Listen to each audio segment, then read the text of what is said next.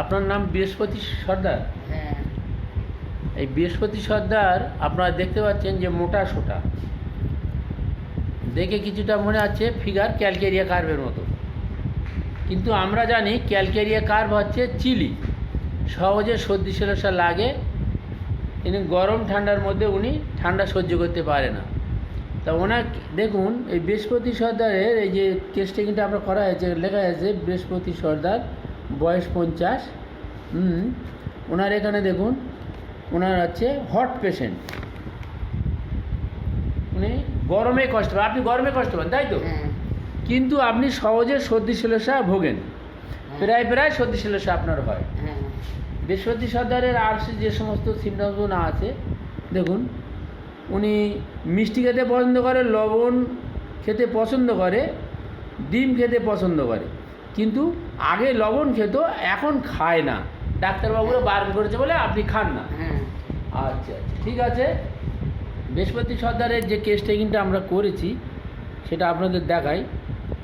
ওনার acidity sour, ওনার এটা 20 বছর, গালটা টক হয়ে যায়, অ্যাসিডিটি হয়, এটা 20 বছর ধরে। লোয়ার ব্যাক পেন 16 বছর ধরে, নিচের কোমরের অংশটা ব্যথা, বোথ লেগ নিউরেলজিয়া হেভিনেস, এটাও আপনার এই যে কোমরের ব্যথাটা আপনার কতদিন আছে বললেন?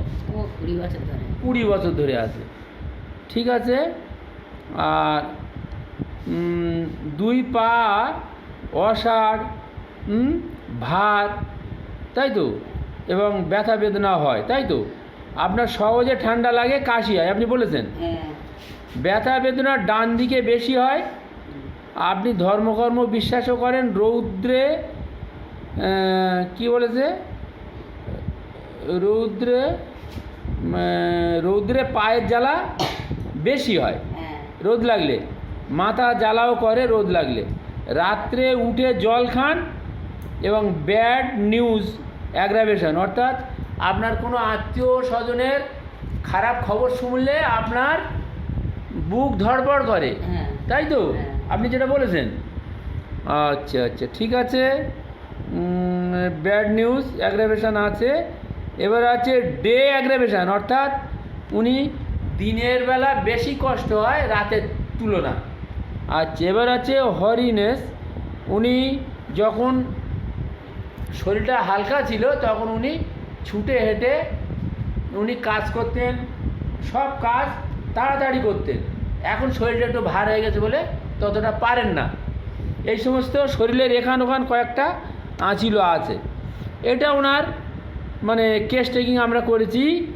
আর এবারে ওনার থেকে যেটা আমরা পেয়েছি, উনি হচ্ছে চিলি, এই হট পেশেন্ট, সহজে সর্দি সমস্যাকে, খিদে কম, আচ্ছা জিভটা ড্রাই আছে, উনি মিষ্টি খেতে, লবণ খেতে, ডিম খেতে পছন্দ করেন, এবং ডিজাগ্রিম, দুধ খেলে ওনার সহ্য হয় না। দিনে 1 থেকে 2 টাইম পায়খানা হয়, পায়খানা একটা টক গ্যাস আছে, ইউরিন নট কন্ট্রোল, সোয়েট প্রচুর আছে, ওনার ঘামে বালিশ ভিজে যায়, স্লিপলেস, ড্রিম তেমন কিছু নেই। আচ্ছা, আপনারা দেখছেন মাইল্ড আছে, ফেয়ারও কিছু নেই, মাইল্ডে ইরিটেবল আছে, বোঝালে বুঝে যায়। মেমোরি উইক আছে। আচ্ছা, বেথিং প্লাস প্লাস, এবং গা ধুতে চায়, ওয়েপিং ডিসপোজিশন, এই সমস্ত সিমটমগুলো ওনার মধ্যে আমরা পেয়েছি। তা ওনার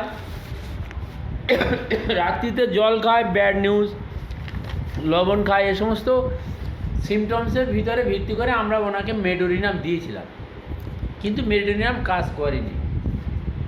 মেডোরিনামে উপকার সামান্য হয়ে থমকে গিয়েছে, বেশি আর হয়নি।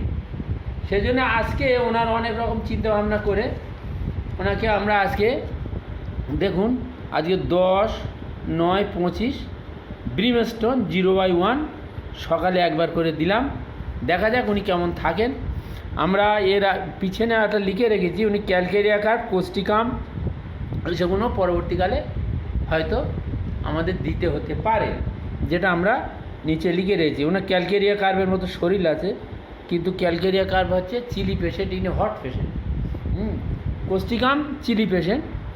হ্যাঁ, এই সমস্ত সিমটমসের উপর নির্ভর করে ওনাকে এখন ওনার যে জ্বালাটা, এই জ্বালাটা মাথা মানে উপরে জ্বালাটা, আপনার কোথায় জ্বালাটা এখন বেশি করে? এই কিন্তু এখন জ্বালা হতে এই মাথার উপরে, হ্যাঁ?